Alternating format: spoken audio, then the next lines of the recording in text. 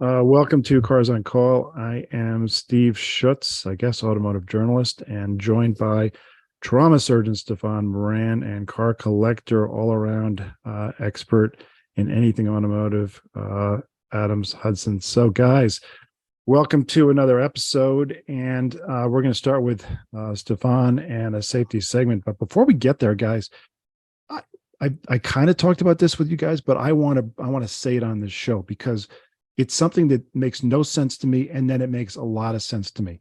So this is a car I spotted. It's a Dodge Magnum, and someone took a stock Dodge Magnum station wagon, and it doesn't have the Hemi, and so it means it's a V6. This car is at least 10 years old. It's black. It has the stock wheels, and this guy, and it's a dude. I saw him get out of the car. He put a front clip on it it's a Chrysler 300C, so it looks like a Chrysler 300C station wagon. Nobody is going to notice it, nobody's going to recognize it, and it's like stupid and smart at the same time. I'm voting clearly on the side of stupid. I just because there, well, I see the smart thing you're talking about because the craftsmanship involved, but Lord knows it was a slight bit short-sighted on the vision, because I don't think anybody else has had that vision in their lives. And it's just, and of course we knew it was a dude. No lady would ever do that. I mean, to take a car and spend a zillion hours to change it marginally. I mean, there are probably faster ways to go bankrupt, but nothing more demonstrable. He must be a fan of all English, because he just created a Fentley shooting brake. He did. Yeah. I mean, because when the Chrysler 300Cs came out, I was like, oh, that's a Fentley. Some people put the Bentley grills on them. And so he's got a Fentley shooting brake, one of a kind, auto atrocity. It's I don't know. It's certainly not genius. I don't think it's stupid. He's got a little sticker on the back that says Frankenwagon, so that kind of gives the game away. But I love it. That's all I can say. I love it. So all right. Let's move on. Hey, we just very quickly before safety, Stephan, we want to kind of move through our first part of the show, because we have a very, very special guest who Adams will introduce soon. And I want to get to him because he's really, really, really interesting. But in other words, you want me to be short with safety? Okay, I'll be short. No. There's something else that I may just end up not doing. But don't be short with safety stuff, Stephan. That's kind of the point. So yeah, let's do your thing and go from there. All right. So Gary included, guys. I want you to think about this. Draw a 5-mile circle around your home. During your lifetime, is it greater that you're more likely to be involved and injured in a motor vehicle collision within that 5-mile circle around your home, or outside of that 5-mile circle of your home? Inside. Steve-O, what do you think? Yeah, I know the answer. It's inside. I know. Yep. That's true. Adams? I'd say inside as well. All right. Gary, you say the same? All right. Yes. Well, here, there's a couple of things. I've mentioned this in previous podcasts. Think about it. When you're coming out of your home, I've talked about you can look right and look left, and I've heard people say, I swear I didn't see the car coming, didn't see the kid coming, because your brain is basically lazy and doesn't want to make new memories, visual memories. So when you're coming out of your home, your driveway, within a couple miles, you're in that area of familiarity within your brain, and the lazy brain doesn't want to create new images. So that's why you are more likely to be involved within a crash. And actually, 52% of all traffic accidents occur within 5 miles of home, and 69% occur within 10 miles of home. The other thing, think about it. You're late to work. The guy's shaving in the car on the way to work. She's putting on her makeup. You got a kid in the back seat who's screaming and not happy, hasn't fallen asleep yet. You're eating your breakfast, and your attitude is a little bit laid back and lackadaisical when you're in a familiar environment versus an environment you're not familiar with. You're not what we call in the military checking your six, which means looking behind you, looking for the bogey coming after you. So you drive in that sense of familiarity, and you're less attentive, but this is the area where you need to have the most attention. And you think about when you look to the right at this four-way stop, you look to the left, actually think about it and look at it, and just don't make it a routine behavior at which you glance. So Just a interesting topic. I think, especially with distracted driving now, people on their phones. You know, when you're in a city you don't know, or you're familiar area you're not familiar with, you're not going to be naturally as distracted as you are in a sense of familiarity. It's no different than if you're with a group of friends, the conversation you have, or if you're in a group of strangers. You know, it's going to change the way your brain processes the information. So just be careful when you come out of your driveway. Wait till you get 10 miles away, then you're good. Unless Stephan, there's riprap on the highway.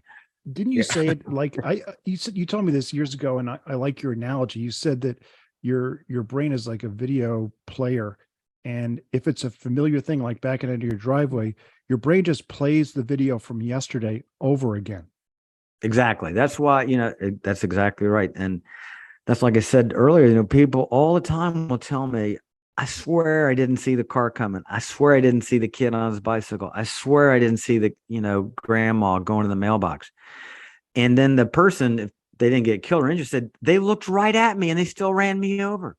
Well, it's because, yes, they are looking at you, but our brain is basically lazy. And rather than imprinting a new memory, it pulls up an old slide and tells you that everything's a-okay. And just think about it. Sometime this week as you're driving, try to recall the memory of when you came out of your driveway. What did you see? I promise you you will not even remember coming out of your driveway. But now that I told you this, you will, but give it a week or so and start to come back and say the very first stop sign that you come to your house. Remember what the color of the car was, if there was a car there, or just try that. And you'll be impressed how your brain is not making new memories. And that's why 69% of these crashes occur within 10 miles of home. The most dangerous place to drive is in your home, around your home. It makes perfect sense. When you think about it, I can remember the last unfamiliar city I was in. I about did that sort of, in fact, I did do it. We were listening to a podcast and I'm looking very hard for a street that is not showing up on my GPS. And I'm just scanning, looking for the street name. And I instinctively reached to turn off the podcast. So I did what you'd always hear, turn that music off. I can't see. Which is sort of half the joke, but you just need all your brain in an unfamiliar area and you are soaking it in. You are taking in every sort of nuance of what the changes are. But you're right, man, when you're in that familiar habit and familiar pattern, you're just not looking for detail. You're traveling by rote. I mentioned it on this podcast before. When I was operating, there was no music and there's no conversation. I had to be fully concentrating on the complexity of the repair and the injuries that my patients had and managing their physiology, which means everything going on during the operation and a bad trauma. I found that I had to have absolute silence and no music because everything was simply a distraction, which prevented me from processing the information. So I was forcing my brain to process the information, whereas, music and stuff, it took away from that processing that I could do. Yeah. Well, that's so cool. Yeah. Interesting. As you pay attention when you're far away from them, you should also pay attention when you're close. So thanks. That's awesome. A little piece of news we have on the show spoken about some of the disadvantages or bad, what's the word? What's the term? Some of the bad experiences that certain people have had at new car dealerships. And there was some news from Automotive News I want to throw out there because it's kind of a 2022 story, but it's not. It's a perennial story.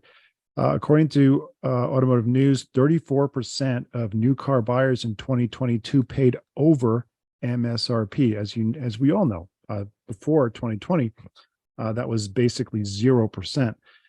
And those people, as you might imagine, are not happy to be paying over sticker to buy a brand new car. And as a result of that, 27% of that group told surveyors that they would never purchase that brand again. And about the same percentage, 29% of that group would never service their vehicle at the same dealership where they bought the car. And Adams, you pointed out that the dealers get a lot of their money, a lot of their cash flow from service. So this is an unhappy group. They, on the one hand, they give you extra money. On the other hand, you've now created almost an enemy. Well, I may have to soapbox a little bit here. You're going to have to yank me back off here. But honestly, the people who are mad, who are they mad at? I mean, they're the ones who paid over sticker. And I think it was not exactly uncommon news that it was the first time in known history that dealers were able to get over sticker across a product line, not some limited edition, not some special car. And so if people bought basically on impulse, and let's just face it, a lot of it was done with stimulus money or just absolute sheer boredom, they went out, they're the ones that overpaid. And the dealers, we have a dealer kind of waiting in the wings to be introduced a little bit later, and he can weigh in too. They don't get an opportunity. They can't make money if there's no inventory. So if they're not getting cars, they almost had to mark cars up to keep the pipelines moving and to pay their employees. So if somebody wants somebody to blame or be mad at, it was conditional. It was not, it's not the dealer's fault. It's not the manufacturer's fault. So if these people are all hot and bothered because they don't want to buy that brand again, they're blaming, I guess, that, oh, it didn't hold its value as well. Well, it was a mountain peak experience. It's probably not going to be repeated in our lifetime.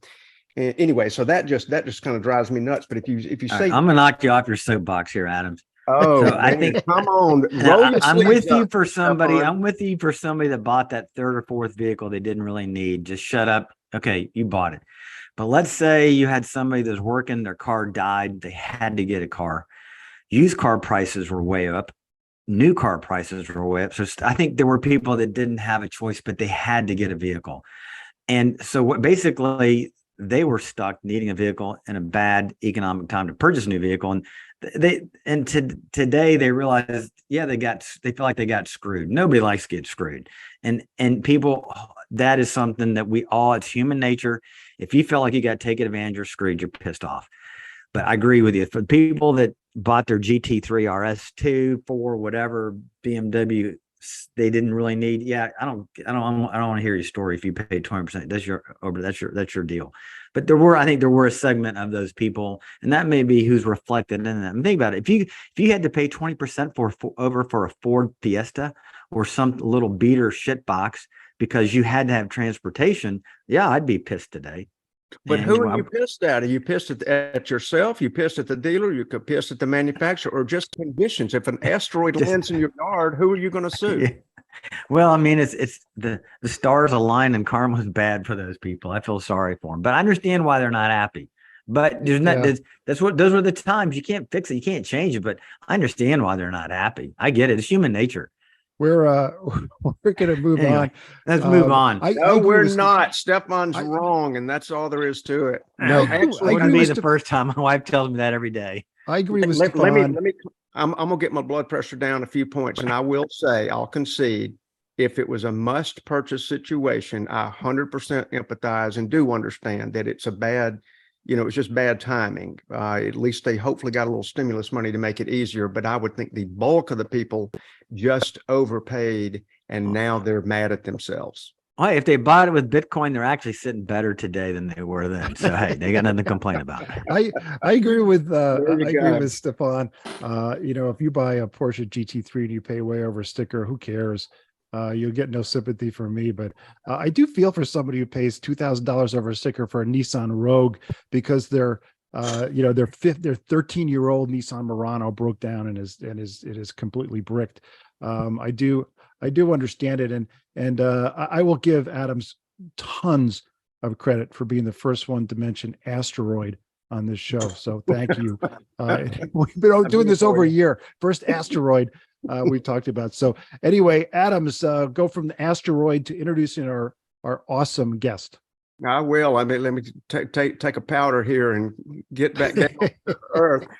Our guest here today is a truly special guest. My wife and I had the pleasure, the honor of actually going to meet him live and in person at his place.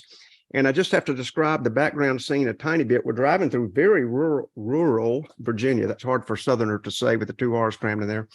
And we go by an exit off of Interstate 81 to Christiansburg, Virginia. That is a town of about 25,000 people. And as you would expect in that town, it's a little bit smallish town. It's going to have your Chevy dealer, your Ford dealer, a Honda dealer, which is actually owned by our guest here today. And it's just a sort of normal place. You get to this industrial complex, a spur right about 1 mile off the interstate. You see these neat, big industrial buildings. Excuse me. And there is a large, unassuming metal building, with a large building with an unassuming sign on it that says Duncan Imports right there on the door. You walk in, and after you're greeted very warmly, I might add, in a wonderful sort of customer waiting area, you go into the next room, and this is a true story. I could not speak for about 30 seconds of what I saw inside that room, which Marcia must have been so happy. it was a red letter moment. She still thinks fondly back about that moment, but there were at least 700 automobiles under one roof inside there, tons of JDM cars, Japanese domestic cars, stuff that you do not see here. It was every color of Nissan Figaro that was painted like a after dinner mint, those wonderful sort of pastel colors that you could ever imagine. Dozens of those, Mitsubishis, Nissan Skylines, Honda S2000s, crazy Subarus, all this and mixed in. There's a little bit of American iron, there's a little bit of German iron in there, and it's just unbelievable. And I won't delve any more into the depths of that before I introduce our guest. But I will say that our guest here today greeted us so warmly and was just a wonderful host and spent time with us and was a lot of fun. And today we get to meet the man behind that story of this incredible JDM collection right there in Christiansburg, Virginia, Mr. Gary Duncan. Gary, welcome to the show, buddy. Thank you for this opportunity. I do appreciate it. To add with you and your wife, normally what I do, I walk the wife out and I say, does your husband have cars? And she'll say, yes, 5 or 6. And I'll say, well, before we walk out here, I want you to know it could always be worse. So when they walk in that room, they go into shock. And if I may backtrack to the window sticker, our family's been in business here for 68 years, or 1955. I do not believe in charging over window sticker. We did not this time do that. Some of my competitors did. Wow. I'm not going to tell you if it's not a one-off, but normally I don't believe even if it's a one-off. And I have a customer in my owner base that wants, say, for a Honda Civic Type R, they will only pay MSRP. I think all the points that you guys made are true. I watched it all around me with competitors, and it's just not the right thing to do, especially in a small area.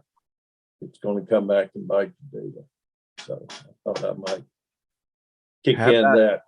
I can hear applause, Gary. Man, that is a great thing. And I just think it speaks a ton to your integrity, and you're so humble. You won't even take that compliment, I know, but I think we can hear it in your voice, and you know that you live and you practice the truth. Well, the French say chapeau bas, which means hats off to you and your dealership. And so there's a dealership in Huntsville, Alabama, Ford dealership that does that with their cars, and they call a buddy of mine, Joel Pickett. He's a neurosurgeon, and like, Joel, we got one GT coming in. Do you want it? And he's like, yeah. And he pays MSRP for those. So they've got their customer, and he's one of their customers. It's a repeat buyer. And I'm sure it's how you do business and pay MSRP. And that's the way that you get more business. Because if a friend of you tells you that story, I know I'm going to that dealership. I'm gonna get treated fairly. Well, one thing that I did, I can't tell you it was the best move, but trying to look ahead, we went to negotiation free 8 years ago. And as you guys know, the world we live in, the Amazons, the Carvanas, the CarMax, people understand, or like I had a customer tell me one time, he said, Gary, I don't mind you making a profit. I just don't want you making a living off of it. And so we try to be fair in the way we do it. We shop our competitors. Like right now, we still can't get Hondas. They're at MSRP, but we've got plenty of Hyundais now, and you're back to the race to the bottom. with availability on certain brands now. Yeah. Well, Gary, I wanted to get in a tiny bit just to keep sort of a broad brushstroke on a little bit of this in your background. You said that your family was a car dealership, had a car dealership in that town, correct? And Yes. that was part of your background, and so you grew up around a dealership. And then at some point, maybe in the early 80s, it seems I remember you telling me, or somewhere around that time, you got sort of enamored with the Japanese world of automobiles, which was pretty new to America at the time, and probably certainly new to your part of the world. So just kind of give us a little bit of the background story of what got you into this JEM world that we now see. Well, I have a joke I use that I have a PhD. Papa had a dealership. My dad didn't get out of high school, and I couldn't get out of community college. And dad and a partner got Studebaker franchise in 1959 in Mercury, and then he sold out, went to work for the Rambler dealer, and then we got the Ford franchise in 1963. I graduated from high school in 70. I got my first franchise when I was 19, which was Triumph and MG. And then we took on Fiat. And you were a renegade going from a town like that with the domestics to do British Leyland and Fiat. Yeah, I used to tell people they're the most exciting cars you'll ever own because you don't know what's going to happen next. Yeah, amen. Well, I think we've all had them and understand. We then Lincoln Mercury dealer went out, and Dad. I tell everybody the car gods looked down and said that my dad and I had suffered enough, and we got a Honda franchise. So no, that's good. Dad had picked up the Mazda franchise in 74 from a dealer and moved it 2 hours. That was kind of the beginning, but he and a partner had gotten Datsun in 1969, and he sold it out. So as you guys remember, the 69 of the Datsuns with the 510s and the 240s, and I mean, just a stellar franchise. But then as my career went on, I took on Mitsubishi, I took on Isuzu, I took on, gosh, what else? Suzuki. And then now I went full circle and selling them again, except the steering wheel's on the opposite side and they're used. So I was blessed to have that experience and know the quality of the Japanese cars, and never dreamed, never owned, swore I'd never own a right-hand drive vehicle. Now I've brought in over 5,000 in 7 years. So say that again, 5,000 in 7 years. Yes. Holy mackerel. That's staggering. I buy online every night at the Japanese auctions in Japan. I mean, I haven't seen the only right-hand drive car I saw going down the road was a military guy. It was some old that he had brought over. Where are they going? Just, I guess, all over the country to collectors? We sell a few out of the country, but mainly they're all over the U.S. It gets complicated in California. Candidly, most people that have these in California, they title them in another state and store them in California. Gotcha. Gary, what was a moment? I got to get that moment. So you sort of have your eyes opened and you and your dad are running these more, you've gotten more into the Japanese cars. You understand the quality. Of course, you have a gas crisis that comes around where then fuel mileage is like the dominant thing on everybody's mind. People who never talked about fuel mileage in their life, or now that's the dominant conversation at a cocktail party, and you're sitting right there riding that wave, plus they're reliable. At what point from there did you sort of fall for these K cars, which if listeners are, the K cars spelled KEI, or the small domestic for the Japanese market, little cars that we don't get? At what point did you say, you know, that's kind of cute, I think I'd like several hundred of those? Yeah. Wasn't like that. Okay. December the 15th, 2015. I had looked at an article in Hemmings, and a guy had some Hondas for sale. And I believe in divine intervention, but it was a little bitty ad in Hemmings. So we drive all the way to Charlottesville, and he's had these vehicles in there. The interiors are mildewed. And he said, "Oh, by the way, you're going back by a warehouse I got. Why don't you stop by?" Well, we stopped by, and there was a escargot and a little fire truck. And it was just one of those moments where I said, if he's not stupid on the price, I gotta have it. And that's when it started. And then we went in, we bought this warehouse, moved in at January 16. It's 110,000 square feet on 8 acres. And I told Jerry, that's a pastor, our general manager, I said, we'll never fill this place up. And you've been here, so you know there's not much room left. But we started really rocking and rolling. We've had, I mean, about the time you think you figured it out, you'll have something from customs, agriculture, or DOT that will. We've got 50 cars tied up in Baltimore right now that's been there over 30 days, and they won't tell us why they won't release them. We get into problems with seeds. But anyway, back to your question, we really got rolling with the people I'm with now in May of 2016. And that's when it kind of all started. And, but it's been a lot of challenges. And, you know, people kind of look at our prices sometimes and they say, well, I can bring it in for this. And then after they do it, they go, I can't not believe what you got to go through.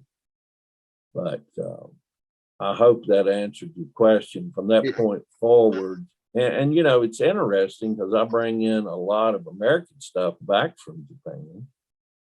I've bought back a lot of classics. I bring FJ cruisers from Japan that are built in Japan, came to the U.S., went back to Japan, then I bring them back.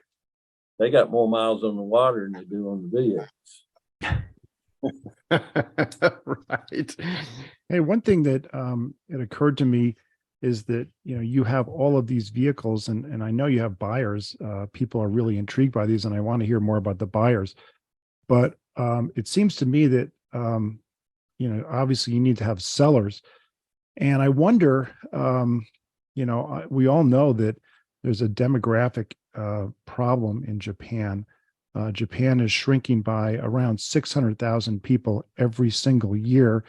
It's something like 1 in 10 homes in the countryside is unoccupied, and it's about 8 million unoccupied homes in Japan. I wonder if, as the country shrinks, that's why so many of these are now for sale and available. And if that's the case, presumably this is a wave that's going to keep going for quite a while. I was in Japan in 2017 for 18 days. I was not familiar until this question came up about the population decline. I do know that every day, the auctions run every day except Sunday. The one big auction that I went to over there, they ran 11,000 vehicles that day. They sold 7,000. Now, I don't know what to say as far as the population. And of course, they've got to get off that island. They've got to go somewhere, and they're going all over the world. We seem to be very constricted. Here in the U.S., it had got up to 10,000 pre-COVID, and then it really fell off to about 4,000 a year, and it's on its way back now, back in the 8,000 to 9,000 vehicles that are being brought in. But they have to come off of that island. I'm trying to schedule to go back I try to go in November every other year when I can go. And I want to go back to the Tokyo Motor Show. That's what kind of got me started on the Figaros. I saw them the first time in 1989 at the Tokyo Motor Show, but had to wait 25 years to bring them That's some patience right there, Gary. That is one of the best looking little cars, and I'm sure an image of that is popping up. If you look at a Nissan Figaro, you can't help but smile. So, Mike, another follow-up question, Gary, and this fascinates me. Obviously, there's a market. You wouldn't have that. You wouldn't be bringing all these vehicles in unless you could sell them. Who exactly is buying them? Is there like, are there pockets around the country where hot spots where people have POWs and escargots and Figaros? Who are these customers? Well, collecting cars is, as we all know, is generational. I grew up with 40 Fords, 55 Chevrolet, 60 Corvettes, 70s. Well, we're all kind of dying off. I never thought, we're in the middle of moonshine country here, and I never thought a 40 Ford would go down in value, but they are. And these cars are generational, and the crowd on the JDMs, I mean, these kids come in here at 11, 12 years old. They grew up with the video games. They've been fast and furious. They know more about these cars than we'll ever know. But the beauty of this and what light went on for me is most of them are under $20,000. They can go to a Cars and Coffee, a Cruise In, and their Figaro or Cappuccino or even their little mini truck. And the guy, they've already seen the Porsche. They've already seen the Ferrari. They haven't seen these. They're affordable, they're cool, and they're a great investment because they're not going to lose anything. They're going to go up in value. And that's kind of what got us into it, and that's what we're seeing. We sell to rural mail carriers. We're starting to bring in Honda CRVs, RAV4s that have now matured to 25 years old. They know rural carriers know they're dependable. We sell a lot of wineries. We just sold Virginia Tech here, a mini truck. We sell a lot of wineries, a lot of farmers, mini trucks, because they've already had the ATV. They don't have heaters on the ATV. And then you got people that are just investors. The thing that's surprising me is the repeat business we're getting. A lot of people are starting their own JDM collection. The beauty of our buyers, they know more about them than we do, but they do not have the disposable income yet. I think we're about 5 to 10 years early. I don't want to use the term peak, but it just seems like there's so much cool stuff coming down the line. A car like the Figaro, if you look it up, it's called a Hatsu Copen, COPEN. Look that up. That's going to be another cool piece. But we're another 4 years out. That's fascinating. I tell you, I hear you talking, and of course, having seen these vehicles, live and in person, and just walking the aisle after aisle after aisle of these very interesting vehicles. The thing that struck me, and of course, I would be on the aging outside, but I look at them and I think that would be the neatest car to have down here at the beach. But of course, they're right-hand drive. Are you seeing a burgeoning sort of cottage industry, for lack of a better term, of people who are converting them, or is everybody leaving them right-hand drive because that's cooler and more unique? Well, again, I swore I'd never owned a right-hand drive car, but if you think about it, in all these countries, right-hand is prevalent, especially in Japan. So that's about as pure as you're going to get. Once you get used to it, it's not a big deal. You do kind of vary towards the median a little bit.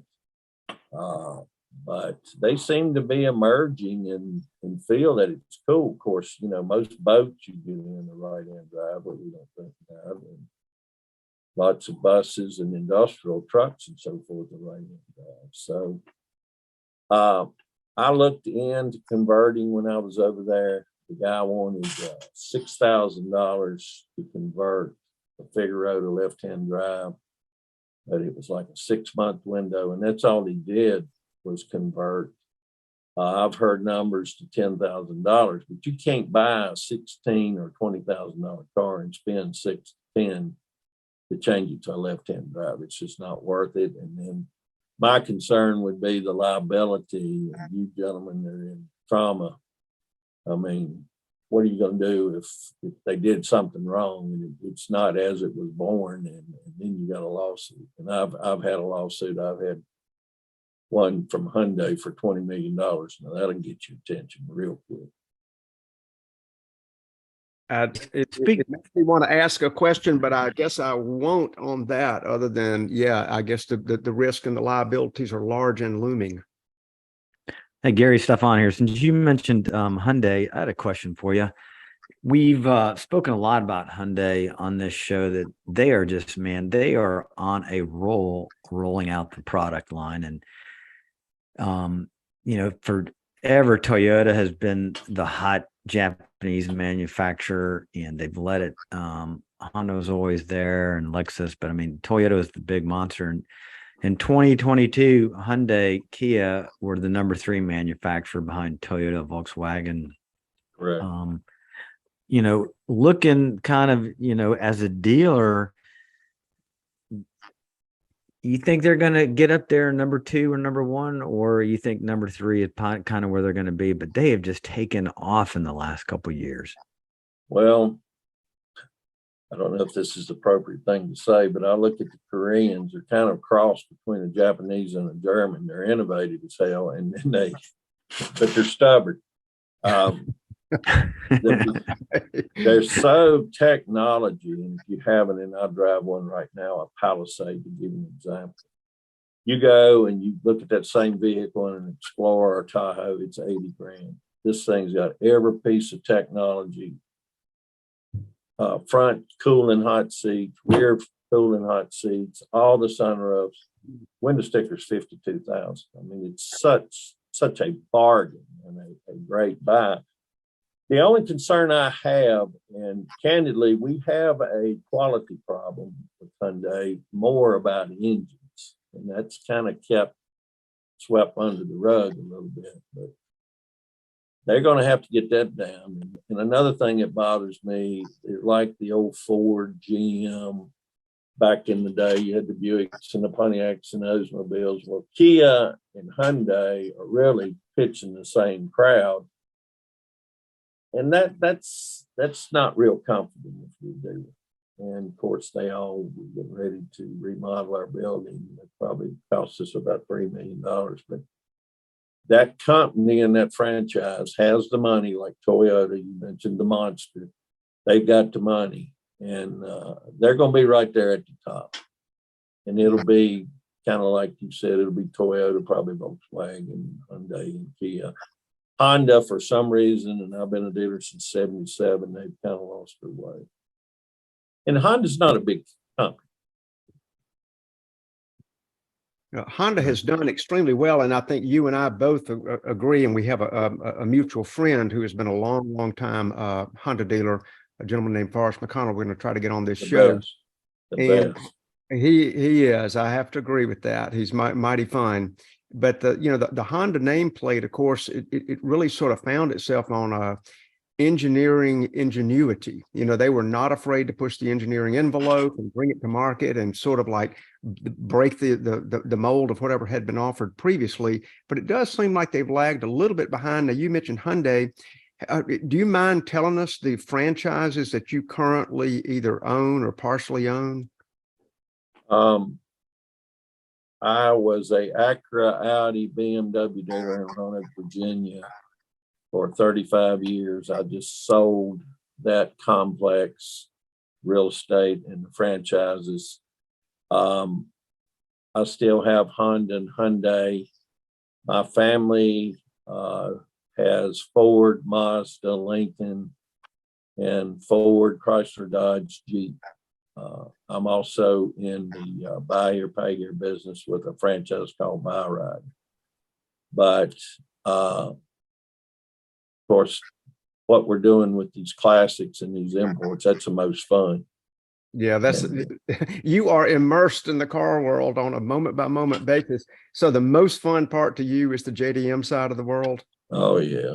Yeah. It's just, you don't have to listen to the factory. You can do whatever you want. Well, You mentioned your dealership brands. Do you mind telling me which is your number one selling? Is it the Hyundai Kia store?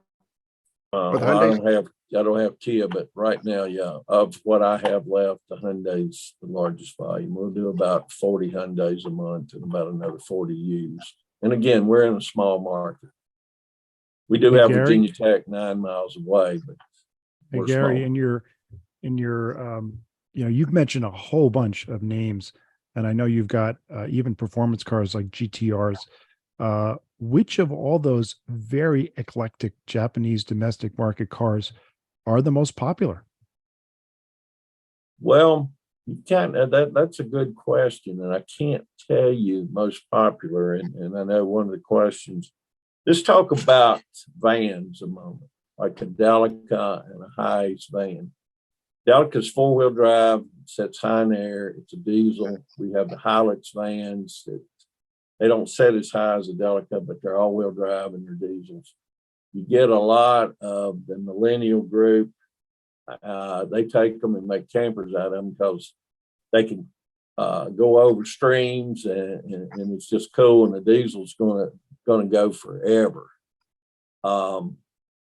We mentioned the right-hand drive mail carriers. That's kind of a little different group. Amazon, as you all know, has changed our world, and it's changed their world because they got to have some size and they got to be able to reach a rural mailbox. We talked about the mini trucks, farmers, wineries, colleges. That's kind of where they go. And then you just have kind of a special interest group, Honda Beats, the Figaros. They only made them 1 year. There are only 20,000 of them. Another one that I've been kind of collecting them and setting them back is a Mazda AZ1 and a Suzuki Kara. They're basically the same vehicles, but the Mazda, they only made 4,000 and they only made 400 of the Suzuki Kara. Basically the same car. It's a gull wing. It looks like a baby NSX. Yeah. Yeah. And I do bring in NSXs. That's another thing that's interesting about Japan is they're all about automatics. And of course, over here, when I buy a twin turbo Fairlady or 300ZX, everybody wants a manual. But most of them over there are automatics, and that's what I bring in. I can buy them about $3,000 to $4,000 cheaper than a manual. The GTR crowd, that's a whole different group. Supras, that's a whole different group. Again, you take a Supra over here, the 93 to 94 Supras. If you're going to buy one here with good miles, they're up 80 to 125,000. I've got an automatic coming in that I can sell in the mid 50s. Twin turbo. The GTRs, it's kind of a special group. They're going to be in the $50,000 to $70,000 price range, and it's not too many people that'll step up to that unless they really know what they're buying. Trying to think of one. Oh, FD Mazdas. I've had to learn to stay away from RX-7s prior to 93. And we bring in a lot of those. There again, you do a twin turbo Mazda here, you're talking 40 grand plus, and I can sell them in the mid 30s. You have a beautiful one on your website right now in my favorite color, the Montego blue. And it's a gorgeous car, and it too is an automatic. But to me, like an automatic and a turbo car is even a better performance formula than the manual shift, of course, because you're staying on boost. And there's a lot of Porsches for sale at auctions. I haven't had the nerve to buy one, but I'm not too keen on an automatic 911. Well, there's one behind you, right there. Oh, I'm sorry. No, that's fine. No, that's the PDK car. I'm a fan of the PDK car, but Gary, to make you feel better, the reason I'm in my own garage tonight. We got S2000. I just barely redeemed myself, but anyway. Well, I'd be sitting up in my shop with the Miata in the background, but I don't have a cell phone signal. And Gary, I have to walk to a friend's house where he's actually got a better signal than I do. But otherwise, I'd be at my garage with my little Japanese car in the background as well. How about you, Steve? What do you got? I've got a 2013 BMW M3 and a new 911. Both are manuals. But when I was in high school, my parents bought me a 1972 240Z 4-speed, and it was never titled to me. They kept it and they got rid of it. Wish I still had that car. It was orange with the hubcaps. Yes, sir. Yes, sir. You'll look on my website. I've got a few of them. Yeah, Did I answer your question about the GTRs in the specialty part of it that you asked? Yes. Yeah. I just find it, like I said, fascinating. You can't really conceive of who might buy these cars, except we had a woman doctor who worked with us for 3 years. I'm a gastroenterologist in Idaho, and her husband was really into cars, and he had one of the mid 90s Land Rover Defenders. He had an 80s 911 S, or I guess late 70s 911 SC, and he had a Nissan POW right-hand drive. I think it was an automatic. I think was it 2-3 Right. speed, something like that. Yeah. So he had a Nissan POW, and he loved driving it. By the way, Gary, not a lot of power. Well, you got to have a tailwind. The K car is a tax thing in Japan, the amount of horsepower cylinders? Is that why, or is it the size? That's a good question, and I've never really studied it. They're breeding a 1 liter engine. Yeah, they're breeding their own. The POW, the Nissan POW, the Nissan B1, the Nissan Escargot, and the Figaro were built by the same designer.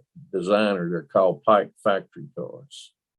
So you can look that up. That's a pretty interesting read. Another thing that I'm playing with right now is 96 Toyota Classics, and they're so ugly, they're cute. They only made 100 of them, and I've now owned 10 of them. And I've only sold 2 of them. So when they're gone, they're kind of like the Figaro. When they're gone, they're gone. Yeah, that looks like a bad Japanese. I'm sorry. It looks like a bad. The Toyota Classic looks like a bad takeoff of a London cab. That's right. In fact, I got a London cab coming in too from Japan. Those are. I love the cars on your website. They're amazing things I've never heard of. Let me ask you a really offbeat question, Gary. We had a show, and the three of us talked about cars that we envisioned would be on the lawn at Pebble Beach in 80 years. And I got a lot of crap from my co-host because I said a Isuzu Vehicross. How crazy is that? Am I right or are they right? You are correct. Thank you. I have probably the best one in the world with it's either 8 or 18,000 miles in a yellow. And that, I don't know what that thing's going to be worth in time. It's unique. Yes, they are. It is unique. I tell you what, though, ever since you said that, Stephen, and we basically gave you crap because it was you, and less than it was the car. Because when you look at that car and you look a lot at what Gary has in his inventory, and I invite you to go to DuncanImports.com and check it out, you will just see uniqueness. And I think that's what the Vehicross sort of speaks to you, that it just doesn't look like anybody else's bland SUV profile in any regard. And I think that's rather cool. Gary, I'm gonna put you half on the spot here as we sort of like round the last lap here. And by the way, listeners, viewers, put in the comments, what do you think will be on the either on the lawn, or what are some Japanese cars you would like to see in your own driveway? Some of the JDM stuff. Just pick something unique and comment. But Gary, on a lot of these, you mentioned some cars that are very collectible in the US that you're bringing over from there. And then complete unknowns. What is a car or two or three that is available here, a Japanese car that's available in the US that you don't think has quite been discovered yet, collectability wise? You talking about going back to the 80s or what's coming out now? You pick the era you like. I would say probably in the 80s, something that's a little affordable now, but hadn't really caught on with. Well, anything Japanese with low miles and original paint, you just need to buy. You cannot go wrong. You can't pay too much. We're really seeing cars that you just scratch your head and go, I can't believe I just saw that happen. And if you're not a Bring a Trailer fan, you'll see it there in Cars and Bids. But mainly the 80s and 90s, anything Japanese, Toyota trucks, they're just crazy through the roof. I've seen some Toyota trucks bring 50 grand that it hadn't been long. We're buying them for 5 to 10,000, all we wanted. And you're talking about the little trucks, the ones that Tacomas. Tacomas. Okay. You got to stick with Tacomas. Yeah. The Miatas are certainly going to be popular. I've kind of got baptized by fire of these RX-7s. You need to stay 93 and up on those. Not saying that the older ones are not valuable, and I have quite a few of them, but that's kind of where it's almost just a deadlock. Those cars have jumped from 40 to 80 grand just in the last 6 months. You mean the FD cars? Yes, FDs, and also there's 2 cars that's coming out now, and I'd like to have one. Is a GR Corolla. I mean, how they take a 3-cylinder and get 300 horsepower. I want to know. How to do that. And of course, I've been a Honda dealer. I've kept a Type R, and again, my brothers and sisters are Ford dealers. I haven't followed the Mustangs, but there seems to see a lot of upside on those. Back to your question, Adam, I just even Camrys, because I sold a Camry to a kid out in California, and he said, Gary, that was my dad's first car. It was dark blue Camry. He wore me out for about 6 months. He said, I can remember sitting in the back of that car getting picked up from school. So even Honda Accords and even Camrys and even the sedans, I kind of scratch my head sometimes. You are getting ready to see another interesting thing, and I've already had Toyota dealers reach out to me. They're coming out with a new Crown. Of course, the Crown name's been around a long time with Toyota, so they're wanting to buy an old one to put in the showroom with the new. Well, interesting. It is interesting, and I know you're about all Japanese cars. Find a low mile, neat one, and buy that. But since most of us, I don't know about all of us, we have a pretty esteemed audience, but I don't think most of us have room for 700 of them. But you did sort of narrow it down, which is awesome, and that is the mini trucks, the FD Mazdas, some of the planes. S2000s, over and over and over. Okay, I don't care if they're high mileage, low mileage, you got to buy S2000. Okay, we like it. Stephen? Oh, I think we're out of time, but that's pretty cool. He said S2000. We could obviously talk a lot longer, because this is an area that is underappreciated and under discussed. I actually read about your dealership and Auto Week or something, maybe 5 years ago or something. I don't remember where, but I was fascinated then. And once Adam said we can get you on the show, I was thrilled. So I guess we'll say goodbye. But yeah. We are very deeply grateful for your time and for helping us and help our listeners learn about this wonderful area of automotive. Thank you for the opportunity, and thank you for what you guys do every day.